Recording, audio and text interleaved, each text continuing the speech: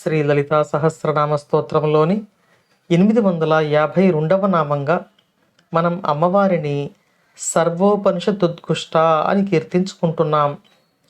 ఈ నామానికి మంత్రస్వరూపం శ్రీ సర్వోపనిషదుద్ఘుష్టాయై నమః.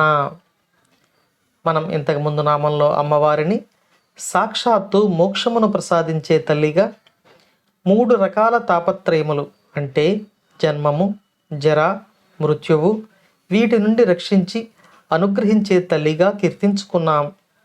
ఈ నామంలో అమ్మవారు ఉపనిషత్తుల చేత ప్రతిపాదించబడుతున్న పరతత్వము అని తెలుసుకోబోతున్నాం. ఇక ఈ నామాన్ని గురించి మరింత వివరంగా తెలుసుకునే ప్రయత్నం చేద్దాం. వేదముల యొక్క చివరి భాగములుగా ఉపనిషత్తులు చెప్పబడ్డాయి.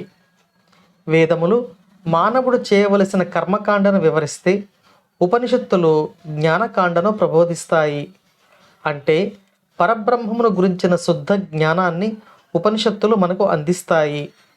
వేదములచే చెప్పబడిన కర్మకాండను ఆచరించడం ద్వారా మనిషికి స్థిరమైన మనసు కలిగి, ఆ తర్వాత ఉపనిషత్తులు ప్రతిపాదించే పరబ్రహ్మతత్వమును జ్ఞానంతో తెలుసుకుని తర్వాత ఆచరణలో పెట్టి పరబ్రహ్మం యొక్క పాద పద్మముల సన్నిధికి చేరుకోగలుగుతాడు.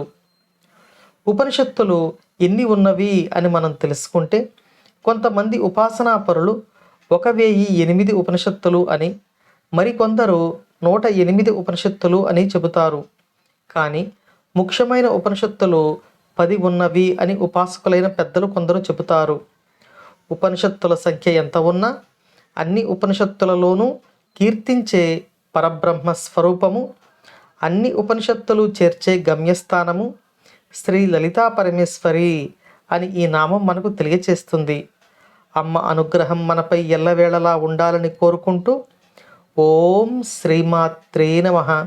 ఓం శ్రీ గురుభ్యో నమః.